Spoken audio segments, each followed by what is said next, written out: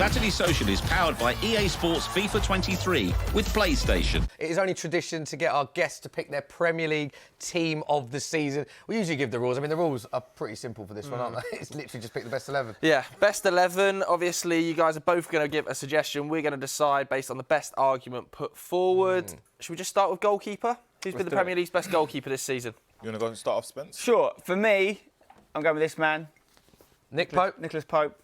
I mean, look at Newcastle defensively. They were very good, certainly in the first half of the season. They had so many clean sheets, didn't they? And then that did waver a little bit after the new year. But again, some of the saves he's made even recently have been huge. There's a load of reasons why Newcastle have done what they've done. But I think the bringing in of Pope is a huge part of it. And yeah, I just think without him and a few other guys at the back, they weren't going to finish where they did. It's a good shout, I think. Yeah, very good he shout. has been incredible. Yeah. I actually was going to pick Pope as well, but I just thought I'd pick Ramsdale because honourable mention for him. I think Arsenal was potentially looking like they was going to win the league, and obviously they've dropped off and stuff. And his form has dipped a little bit as well, but it doesn't take away from his performances this season. I think playing out of the back, he's been an important part of it. His distribution's incredible. Some of the saves that he's made have saved them in games where they potentially could have dropped points. And I think personally we've got two of the best English keepers right here with Pope and Ramsdale, and either one of them can start for England. But also I think, Ramsdale's been incredible. However, I do think Pope has been the better keeper this season. Okay, so I will concede. Shout out to Alisson as well, by the way. Yeah. I know Liverpool do you know what? I want to screaming stick at a the random table. name in that hasn't had a lot of love in anyone's team. David Raya, I think has been excellent for Brentford this season. Individual saves as well, clean sheet. I just think Raya's getting that name in there before he signs for Spurs. I just want to also mention, honourable mention David De Gea that's got the Golden Glove. But yeah, go on, next one. Right back. Yes. Is there an agreement there? I think there is, It's isn't there? a guaranteed His agreement. teammate, Yeah. Trippy. I totally agree. Comfortable. What a Easy. season he's had. Up and down. I think I spoke about this on the podcast about how when you want a defender who does both things defensively well, attackingly, he's a great player. I think this is the best that we have in the league at this precise moment, and it goes without saying. Good argument and good plug of the podcast as well. Inside's good. One thing I will say is I don't think I've seen a team in the season from anyone that doesn't have Trippier as right back. He's had that good of a season. Two Newcastle players early doors. Is there another one coming? Who are we talking about at centre back? Let's do the duos. Do the pairing. Yeah. Okay. We're going to see who I've got. All right. Have we got different ones here? Yeah, we have. Okay. Oh, different too completely. Yeah. I'm going with Saliba at Arsenal, and I think the best example of that is not actually his performances, it's actually what happened when he came out the side.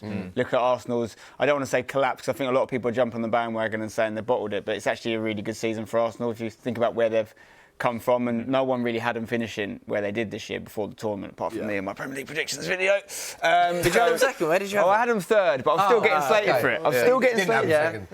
I don't like it when people tell you predictions are wrong. Because it's not possible, because no one's right until it happens. Anyway, Saliba... It was wrong, that one. Well, it was very close to being right. But anyway, it's about Saliba, not me.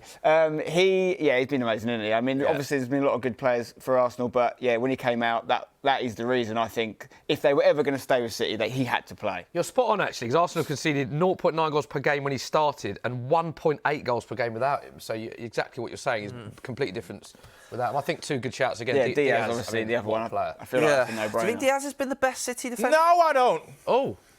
Jonathan Stones and Sven Botman for me. Is John Stones still a centre-back, though, mate? He's a midfielder now, isn't he? Yeah, but I think that's down to the way City play. I don't think it's down to him not being good at defending. I think when you look at City this season as well, a big part of why they've kind of been scary is because all the players play in sync. And I think whenever they're attacking, he's the third... The defender that comes in and becomes kind of like a centre midfield partnership with Rodri. And I think that says a lot about his confidence right now as well. He's playing incredible football. For me, the best centre-back that England has at the moment, and it's proven this season. And what a guy. The Rock. I call him The Rock. I think for Newcastle, we can speak about their whole backline. Their whole backline could actually be in this team. Yeah. That's how good they've been. But him, for me, has just been incredible. He's a leader. He even goes to the World Cup. I know, how crazy is that? Yeah, I just think when you think about defenders this season, I think he has been a solid defender. So if I'm going to take one person out, it'll probably be Stones. The thing is, the Stones shout, I like. I thought about Stones, but then I think everything you're saying about Stones going forward into midfield is made possible because this man is so good defensively. Well, Harry's happy to have Diaz then. Should you want to put Diaz in there? He's going Botman over Saliba. Well, let's stick Diaz on if you both agree on Diaz. Do you guys make the final decision, right? Because Yeah, I think best he's had a argument. better season to me than We're Saliba. going Diaz, and then Yeah. we'll Going forget about the Diaz. other one. So then Because they're both between- a similar age, and you could kind of argue that they're both really in their debut seasons in the league, even though Saliba's been an Arsenal player for a while. It's been out on loan, hasn't he? Botman, this is his debut season since arriving from France. Both coming from France at the same age. It's tough. I feel very It's strongly a about coin this toss. man. Do you? But Do you? I'm also, I did get the Pope shout, so I don't mind. Yeah, I mean, look, I think either or. I think Saliba has been incredible this season. Yeah. And like you said, if it wasn't for his injuries, who knows where Arsenal would have finished. But I think to take him out for what Newcastle have done this season as well. I think We have already got 2 Newcastle players in the team, though. they've been incredible. Okay, let's go Saliba. I think Let's go Saliba. Diaz and Saliba are 2 good shouts. It's a great Okay. tackle. Okay, left back. Okay. All right. Ooh. After you, sir. Reveal at the same time. Let's reveal at the same time. That's done already anyway. I've gone Zinchenko. And Estepinian Spencer from Brighton, yeah. Good shout. I like that. Both good shouts, I think. Both good shouts. I thought about Zinchenko too. You've got to have some Brighton representation in this team if you can, I think. Obviously, they've had an incredible season. He's been great getting up down that left flank, getting a lot of assists as well. Yeah. Another of the just myriad of ridiculous Brighton transfers that come out of relative obscurity and end up being on everyone's transfer list in the summer. So, yeah, I think he's one of many players from Brighton you could include. Yeah, I think Zinchenko, I think we all know how great he's been this season for Arsenal as well. I think with Kieran Tierney, he kind of needed someone else that was going to, maybe make it difficult for him to just always start all the time, and he's done that for me. Obviously from City as well, so the experience has always been there, and I think he showed it in this team. And you can see with every performance that they didn't win, you can see how upset he was. I think his mentality is an incredible mentality. And I think going forward as well, he's incredible. He's given that support to Martinelli times as He's well. definitely changed how they play, haven't they? Yeah, it's composed. He's a composed player, and I think he's been great. Are you surprised that City let him go? I know a lot of City fans will say, well, we're probably going to win the treble. We won the league ahead of Arsenal, and they've got players in that position that are playing well. But obviously, you look at the way he's playing for Arsenal. Do you think there would be an element of them that would have been upset at the time when they sold him? I think fans maybe, because he's been like a great player for them, great servant for them. But I think with Pep, he just knows what he wants for his teams. And I think Nathan Ake going into left back has just proven that Pep can just make any player play really, really well. But it's not a discredit to him. I think Zinchenko's a great player. But I would put him in this team. I agree. I mean, the only thing I can say about him, and actually Jesus, they also got from City, is they missed a fair bit of football for injury, which is not their fault. But that's the only thing. I think if he'd played, a bit more of the season, it would have helped Arsenal a lot, and they would have done better because he's been fantastic. But I'm happy to go with either here. I think they're both. Oh, been okay. good. So I think given we've gone so Spencer heavy, maybe we take one from Harry. Thank you. Yeah, but I was thinking, like, there's a reason I'm a friend of the show, guys. It was Spencer's entire picks up until Zinchenko, Yeah. just to put it out there. I have to say, though, I do think it's Stupinan. Yeah, I did my player. team the season. Actually, I had a Stupinan in mind as well. I think he's been Interesting. brilliant 3 of the this 4. season. I think Luke Shaw was Yeah, I think it's a great That's a shout. sympathy pick there. That's a sympathy pick. No, but I was going to say Lucas da Silva, Roberto Carlos, but I just didn't want to do too much on United. Everyone would be like, ooh, Too Harry. much, United. You got any United? Oh, they're coming. They're coming. We surely don't have no West Ham in there. DM. DM. Yeah, Rodri. easy. Gotta be. Easy, Easy innit? happen. Gotta be. He just goes about his job so well and doesn't steal the headlines, but those players don't. Even back at Barcelona with Pep and Busquets, it's the same sort of thing. Like, only now are people giving Busquets the praise because he's stepping away. Yeah. But he is such an important cog in the City team. I was going to ask you about that. Do you feel like now, I think, is in my team, your team, is in everyone's team as a DM this season, but do you feel like he's only just getting the credit himself? Because he's been a top player for many years. Do you think he's been almost underrated for many years prior to He this just season? takes people years, including myself, it takes people years to take note of those players because Yeah. always others still in the headlines, like the De Bruyne's or obviously Haaland this year, the people. But there's a reason. I mean, Pep said himself, didn't he, if he could come back as any footballer in the world, he said it would have been Busquets back in the day. And this is his current Busquets. Yeah. So it's the most important part in Pep's team. He says that himself. There was quite a bit of debate, wasn't there, early in the season? It was like Rodri versus Partey versus Casemiro. I feel like that's just like That's done. dissolved. It's finished. It's finished. I think, like you said, I think he's like kind of like an unsung hero, like the way he plays as well. I think when you watch back and you look at the games after time and time again, he's the main factor to why it's so secured in that midfield. Like, he gives a lot of the players freedom to be able to do what they want, and they had that with Fernandinho, and I think he's an incredible upgrade from what Fernandinho was, isn't it? But I think there's no one on his level in the league. At the Yeah, I moment. agree with that. You look at City, it's so easy to... I mean, Kevin De Bruyne's been immense, Haaland's been immense, they steal the limelight, but there's players like Rodri and Gundogan and Diaz that have been so good at doing the other parts of the game that almost goes a bit unnoticed notice with City because they've got so many good players throughout. Total agreement there. Should we have a look at what other two players have you got with them in midfield? See if you agree. Disagreeing. Yeah, very complete easy. agreement. Yeah, this is a tap-in, to be fair, isn't it? I mean, Martin and Kevin. Yeah, I mean, what a season Martin Odegaard's had. My favourite Arsenal player. Yeah? So good at football. I feel there was a time I can't remember what game I was watching, but I think Arsenal needed a goal and he came on and they got 2 goals immediately. Like he is such an important player. Like he oozes class. Very, very good player. And I think an honourable mention to him is that he's like been very neck and neck with Kevin De Bruyne this season in terms of who's been the best attacking midfield player. Obviously, Kevin De Bruyne is going to edge it because they've won the league. But yeah, great player. But then again, I completely agree with everything you just said. But if you look at the numbers as well, like when I was making my team, Odegaard came first in my head. But then you look at the numbers, De Bruyne's got like 17 assists or something. Yeah, 16 Premier League assists. It's like which is quite a lot more than Odegaard and quite a lot more than anyone else. So it's like... Yeah. But we get so used to it, don't we? I think there's an argument that if he wins the treble, which is fairly likely now, is he the greatest midfielder in the Premier League's history? Yep. Certainly in the conversation. You know what? Can you shake my hand? Because I've been saying this and people have Belgian. been getting on to me. I think there's nobody near him with what he's done. Like, I don't think there's been a midfield player in the Premier League. Payet for a spell. Get out of here. For a spell. Best player in the world for a spell. Undeniable. best player in the world. Undeniable. 100%. Yeah, it's the mullet, man. It's the mullet. That period. Messi and Ronaldo that period were unreal, by the way. Did you see Messi that season? Yeah. I think he was injured that week. But yeah, I think he's clear. Put him on then, yeah. His numbers like eclipse. You think like Gerrard, Lampard, Scholes, some of the greatest midfielders like Kevin De Bruyne has like actual numbers and titles he's going to go on to win. I think that's important. He could go on to win another like 4 or 5 titles, couldn't he? Also, I thought he came off the back of the World Cup, a bit of a World Cup hangover. Shaky. Yeah, and then Pep pulled him out of the team for a little bit. But he's always trusted him in the big games. And there's obviously more coming up for them, and I expect him to do something special. No shouts for Bruno Guimaraes? I thought about it. I did think about it. I didn't think about it, to be honest. Because when I'm looking at these 3 midfielders that we've mentioned, Or Caicedo?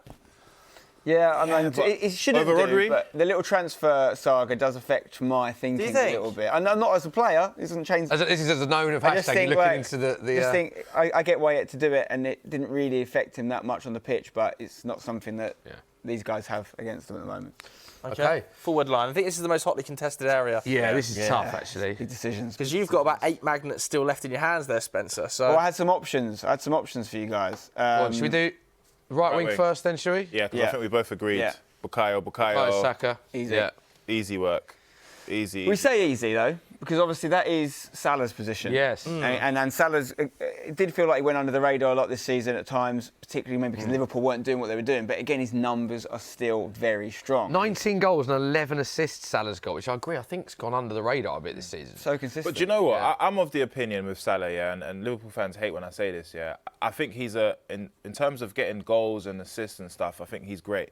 But the difference between Salah and him and Saka this season is that Saka's been involved in so many of the moments that he has got no assists for. So he's passed the ball to Odegaard, Odegaard's then found Martinelli or whatever. He's been an integral part of that. Whereas I think with Salah, he's just scored goals even when they're losing games. He scored 2 goals and they've lost 4-2 or whatever it is. So that's why I didn't put him in the team. His numbers are always going to be great, but the performance of Saka this season has just been incredible.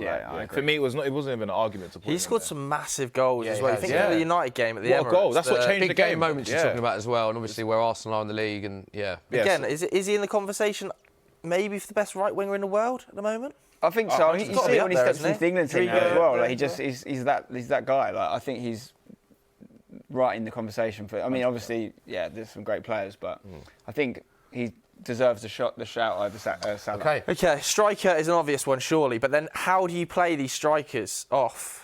Right, so we've both got this. You both got Haaland. Obviously, if you don't have this, it's just then there's something wrong. Yeah. Also, incidentally, when was the last time a Premier League team this season had 2 Norwegians in it? Yet they don't qualify for anything. So need to work on that one. But yeah, both got Haaland. I mean, do we need to talk about him really? He's just not.